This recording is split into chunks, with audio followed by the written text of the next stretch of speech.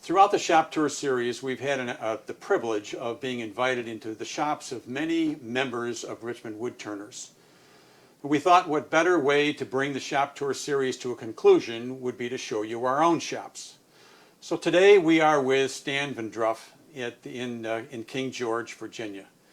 In 2014, Stan joined the Richmond Woodturners, and 2 years later became our webmaster. In 2021, he became our resource director and holds both of those positions today. In addition to being heavily involved in the shop tour series, he's also an active member of the audiovisual committee.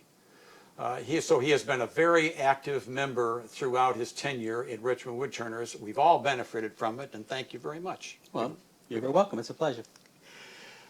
We are in your shop. Where are we in relation to the house? This is the basement. The living room is above part of the shop, and that's got a little lower ceiling, but we're under the kitchen and dining room, I guess. Okay, are you encompassing the whole basement or just a portion of the basement? I've got just about half the basement, I think. Well, this should be an interesting tour. We're standing in front of your lathe. We haven't seen one of these coronet lathes before.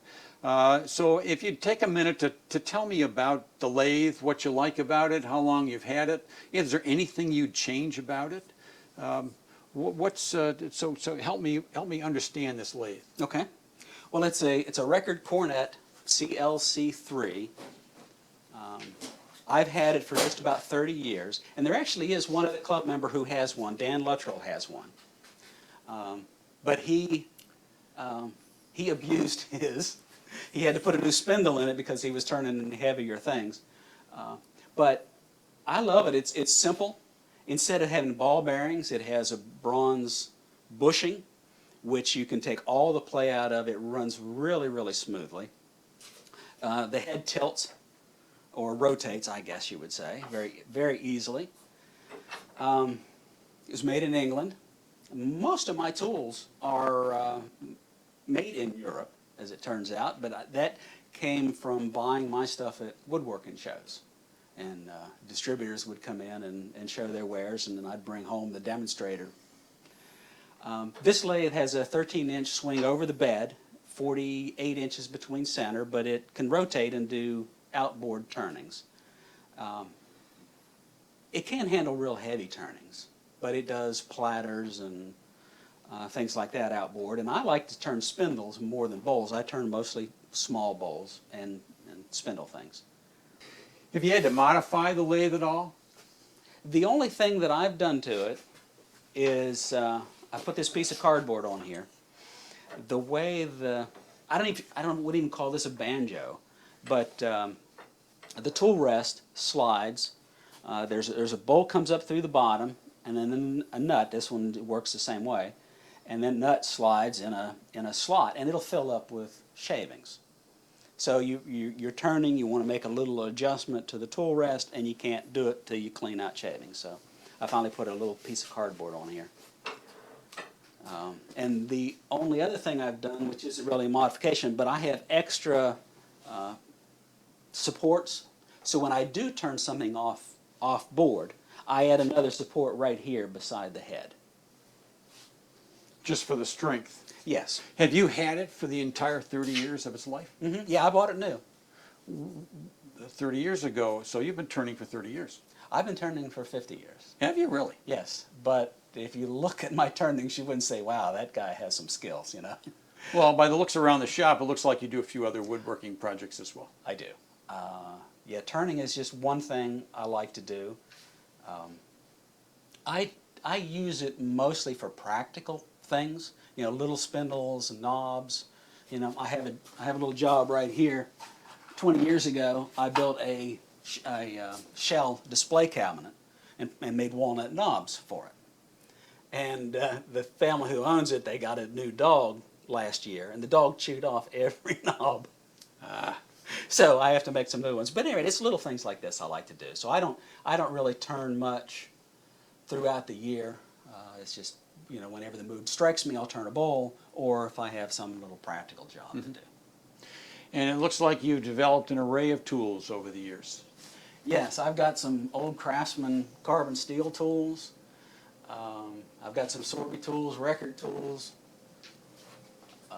I have one old skew, and I'll drop a name here. I don't know how long ago it was. It wasn't too long after I got this lathe. I took my only wood turning class with Doug Woodturners. What's his name? Doug Campbell. Doug Campbell, yeah. I took a class with Doug Campbell, and he loved the skew, and he had one even bigger than this. He advocated get a big skew, so I got this one. And I'm decent with the skew. I like using it, but it's one of those things that everything will be going fine until it isn't. So. Do you have a favorite tool besides the skew? No, I don't. I have a bunch of tools, like a lot of us. We see something on the internet or at a trade show, and we think that's the cat's meow. That's what I need. I have a Badan over there that, I don't use it. When I watch people using it like a skew or, I don't get it. And I have a couple other tools. I have one of these round skews that was supposed to solve all my problems, and it didn't. But as far as a favorite, no, I don't. I just grab a tool. I like using scrapers. A lot of people in the club will, bristle at that, but that's the way I learned. My dad had one of those Sears Craftsman lathes that had the single pipe for the bed, and his tools were old files that he ground down. So all he did was scraping.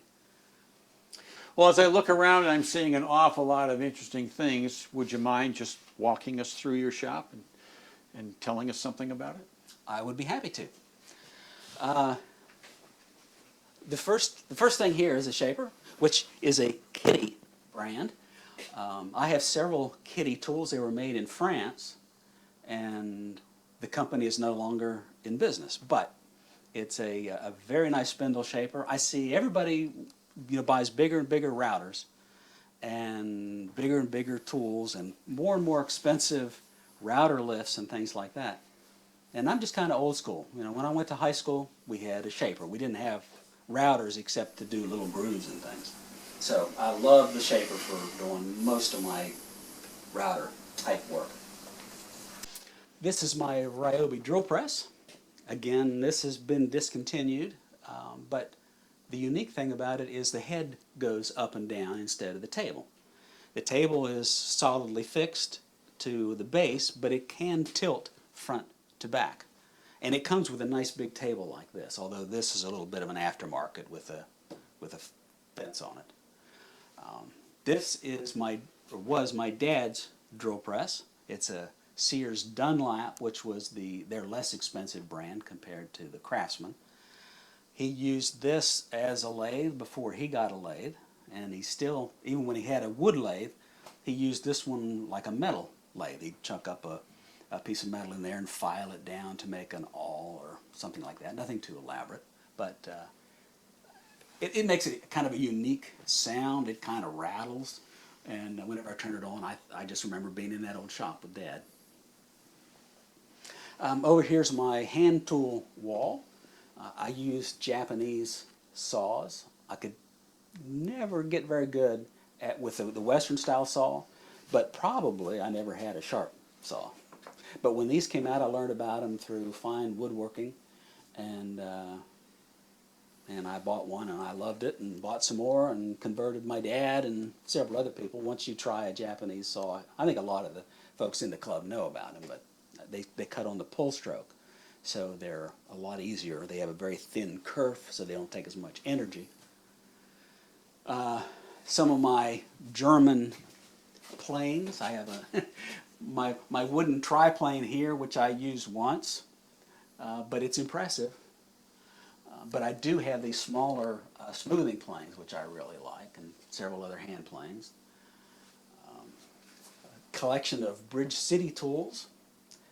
Bridge City is still in business, but they don't make this kind of tool anymore. These are rosewood and brass, but now they're all aluminum and stainless steel, and everything's made in China now instead of the U.S. But they're still very expensive. But anyway, I like these hand tools a lot. I've also got a bunch of hand planes down here. I started to collect all of the Stanley hand plane sizes. This is a number 1. This is the smallest that they made, but this isn't a real Stanley because that would be $2,000, which I don't have. All the way up to a number 8, which is this wooden toolbox. I bought this from Costco. It's probably been 10 years ago, and I have 2 of the upper parts, but Costco used to carry some really unique tools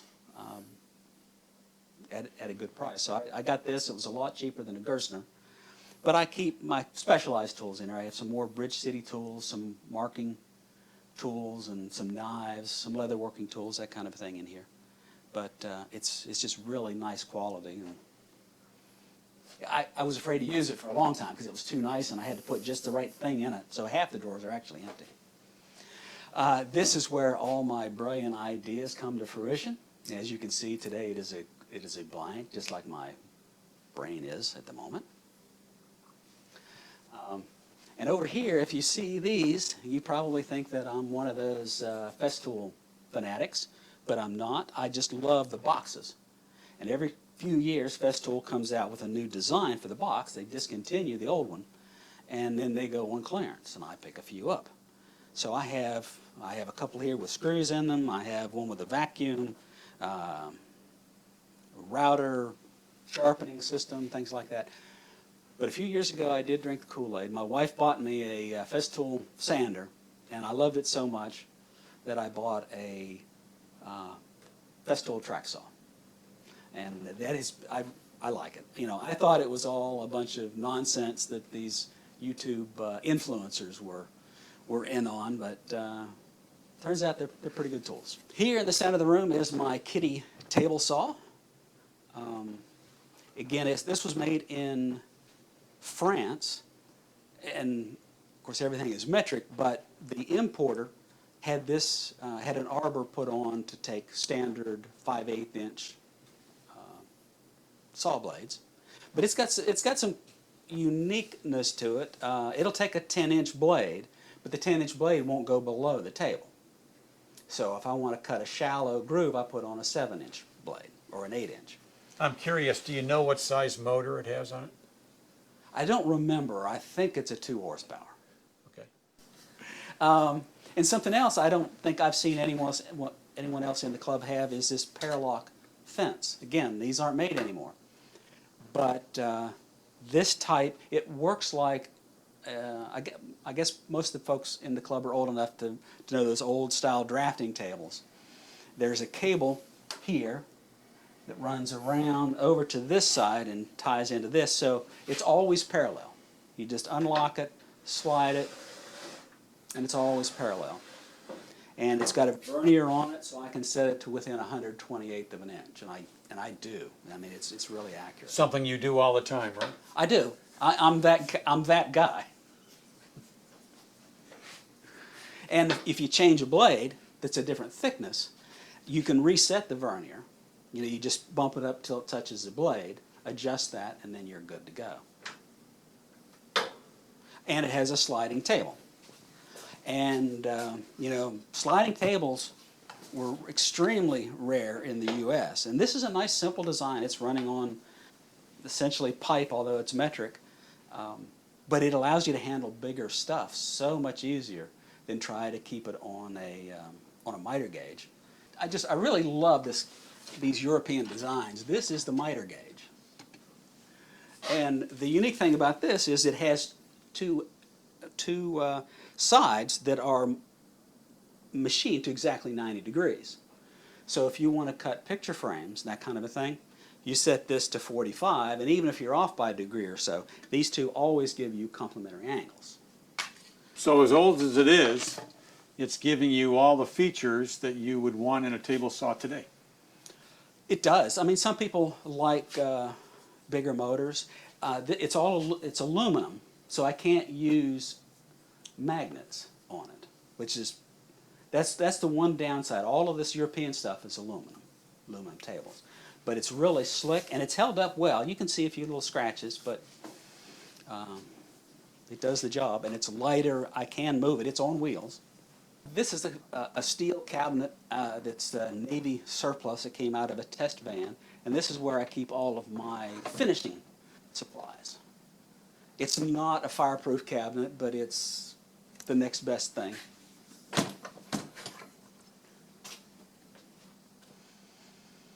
I love clamps.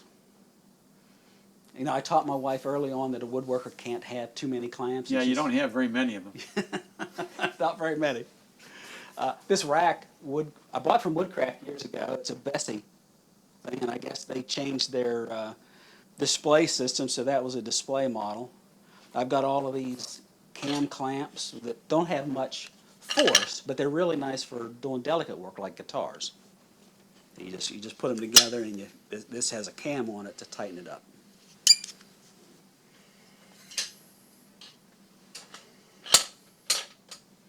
Mechanics tools in there. And my Delta drum sander, again, another tool that's no longer made, but that is really nice for doing thin material. A lot of people also use them for cutting boards. You know, you have to glue a lot of stuff together and flatten it, and glue stuff together, flatten it again, so that doesn't tear out like a planer does. I don't know if you can see them, but I have more clamps over here. I'm proud of this. I just did this. You know, we didn't talk about it, but I just went through a shop update, and this corner used to be a pile of clamps. Literally, stuff would fall over. I would trip on it on my way out the door, and because I couldn't think of a good system. These, you know, this is on a French cleat, and you'll see a lot of these on the internet, and there's a lot of plans for them, but nothing that I could find was really the size I wanted. My antique Delta dust collector, I bought this secondhand from somebody in Fredericksburg, and it's a nuisance, but it works. I mean, it keeps the dust down. It has a giant loose floppy bag, and it's a steel drum which is probably 50 years old and weighs 30 pounds. And this part here is all metal, and it's so heavy I have to have a block and tackle to lift this up so I can empty the drum. One thing on the dust collector, you know, the on-off switch is right here, and I used to keep a long stick. And I made it out of walnut just because, but that's how I would turn it on. I would reach over with a stick and hit that switch. There are companies that make remote controls for dust collectors, and you can plug a tool into it, but that only works for one tool. But a couple years ago, I bought these cheap outdoor remote outlets. It's like a little extension cord, and they come with these simple little remotes. You turn it on or off. So now I plug my dust collector into that. I keep this with me, so now I can just hit the button and turn it on and turn it off. And this was like $12 instead of $50 or $60 for the ones you see in the woodworking catalog. So let's make that an early tip. Okay, my jointer planer. This is another kitty tool. Bought this at a woodworking show. It was a demonstrator, and so I got a pretty good discount. And it had been used, but for one weekend. The tables tip up. It's a 13-inch wide joiner, but the tables tip up, and then it's a 13-inch wide planer that can go 8 inches deep. And it's another tool that I really like having a wide joiner. And it has the European style guard. I remember the American style that has a spring on it that thing's always in your way. And a lot of people tie those back. But this thing, if you're going to run a 4-inch board, you just slide it out, or you just raise it up a little bit and go underneath it. So it's not in the way, and you leave it on. I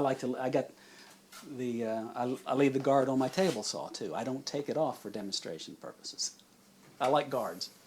And hearing protection, I always use hearing protection. I keep these very handy. Okay, over here is my router table. I have a Hitachi TR12 router that I bought at Costco back about 1986. Half-inch router. I think they called it a 2 horsepower. But the router's on wheels, and when I'm at the lathe, I bring it over here, take off the fence, and the tools that I'm using, if I'm doing a spindle job, I'll get a couple spindle gouges and a parting tool, and I'll lay them out right here, rather than pull them off a magnet. The magnet's a real nice place to store things, but you can't just, when you go to take it off, it fights you. So this is also a nice little work table. And when I'm doing other things, if I'm doing some batch jointing or something like that, I'll move it over by the joiner, or same thing with the drill press, I'll swing it over by the drill press and put my work on it there. My Inca bandsaw, it was made in Switzerland, and Inca's no longer in business. They were an aircraft aluminum manufacturer. They made aluminum parts of all kinds for aircraft, and they got into tools for a decade or so. Made really, really nice stuff. The 20-inch throat on it, it's a 3-wheel bandsaw, so it goes through blades fairly quickly. I have a Williams & Hussey molder planer. They had gone out of business, but they came back in business. But that's something I don't use very much. I planned to do all the moldings for my house, and then I decided to go contemporary and not have crown moldings and what have you. But that's a very handy tool to have. It is. I just, some of these things I should probably sell, but I just can't part with it because I'll need it one day. I have a Multico mortiser. They're no longer in business. I bought this to do doors, and I've done a couple. It has a very large capacity. This table goes all the way down to the bottom of that steel area there, and it can handle up to a 1-inch bit. This is my Delta 8-inch grinder. This isn't a slow speed grinder. I think I bought this, I've had it a long time, and I don't know if slow speed grinders weren't available. They certainly weren't very common. But, I just use a delicate hand and I don't have any problem with it. So it looks like you use the Wolverine system. Yes. But you don't have CBN wheels. That's right. Why? 2 reasons, but the real reason is CBN wheels, I feel I'm kind of curmudgeonly. I think it's one of those things that people are sold on that they need.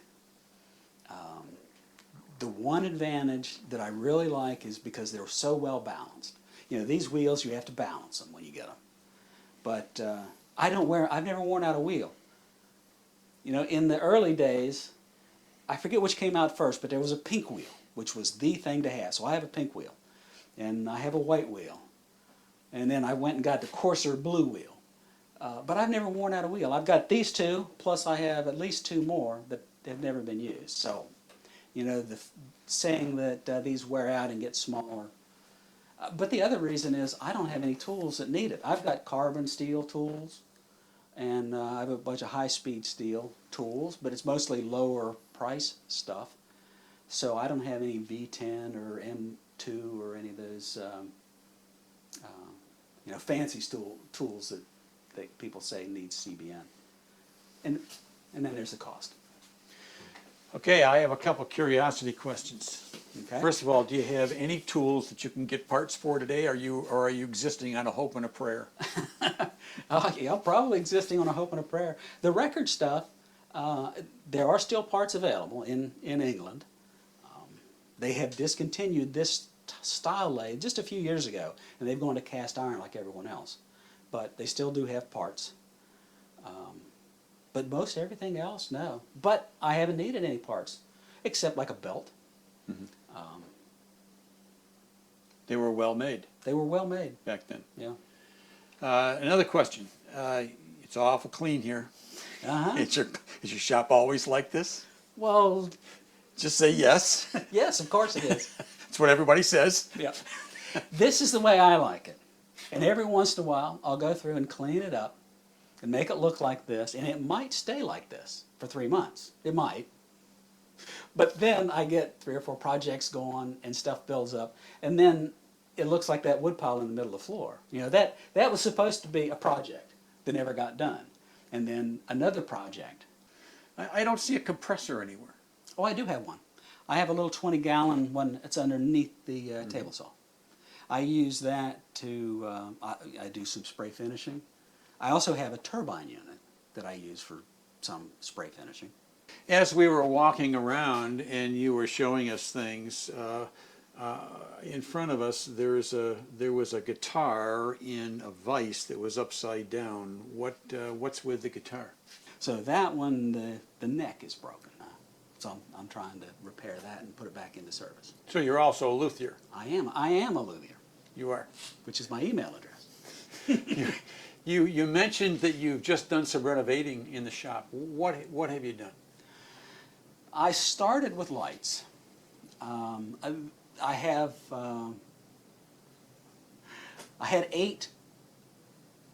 8-foot long fluorescent fixtures. And when those started to die, as one died, I put in a pair of 4-foot LEDs.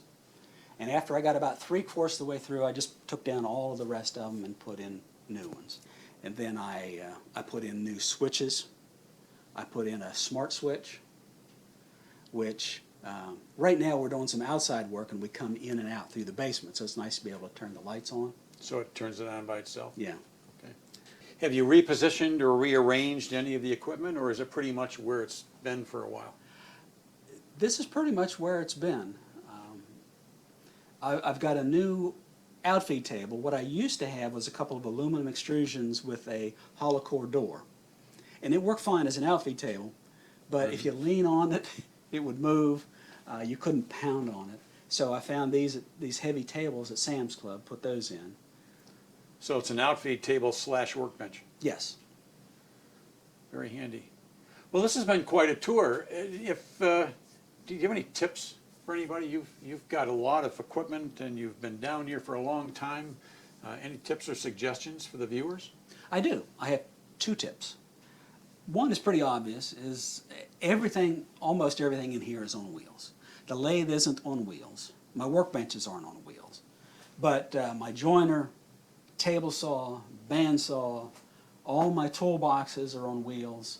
I have a good bit of room in here, but it's not always configured exactly the way I want it. If I want to work on a big piece of furniture, then I may need to move things around.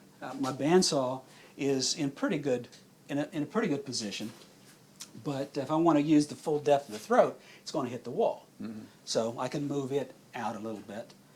If I want to cut, I can rip 8 feet long on a table saw, but if I need to rip something longer, then I'll turn it diagonally. So anyway, I really like having everything on wheels. Okay. The you said there was 2. There were 2. I've had several troubles with super glue. One is it goes bad. And the other thing is, several years ago I bought a large bottle of Starbond super glue. The brand doesn't matter, but it was a large bottle of super glue and a big bottle of activator. It was in a pump aerosol. And I put it in a cardboard box, and I had several bottles of trans-tint dyes, which are now about $30 a bottle. And what happened is the activator evaporates out through the mister and activated the glue in the bottle, a quart, or was it, I guess, a pint bottle. And you know what happens when you spray activator on a puddle of super glue? It gets hot, it'll smoke. Well, that whole bottle did that, melted, the glue ran out, filled the cardboard box, and ruined everything in it. Well, I thought that was a fluke with that brand. And a few years later, the same thing happened to me with another brand. I had little bottles, but I had the glue and the activator right next to each other this time I put it in a metal container. But again, the activator set off the glue and it melted through the bottle. So I keep my activator in a metal cabinet over there, and I keep my glue over here individually in steel cans. So if it does go off, it can't hurt anything. But the other thing I do is, this is the original tip that came on the bottle and it's never been cut. I have extra tips that I've cut. So what I do when I want to use super glue, I unscrew this, put on a tip that has a hole in it, use it, and when I'm done, I put this sealed tip back on, put it away, and now I think, well, I know Ray has mentioned this several times. I don't know if he's done it on camera or not, but I'll give him credit for it. But I take the tips and I just immediately put them in acetone so that they are always clean and ready to use. But that keeps it, this has never gone off on me, and this stuff is still liquid and usable even though it's at least 3 or 4 years old. Whereas before, in a year, my stuff was always bad. Well, those are a couple of good tips. We really appreciate this tour. You have quite a bit in a relatively small space. I'm particularly impressed with the equipment that you've got, with not only the age, but how well maintained it is. So you've got quite a shop. If anyone has any questions, would you mind sharing your contact information with them? Oh, I'd be happy to. Well, you can contact Stan with either by phone, and his phone number is in the club directory, or you can contact him via email. His email address is amaluthier, it's AMALUTHIER @gmail.com. Quite appropriate. Thank you very much for the tour. Thank you, Ray.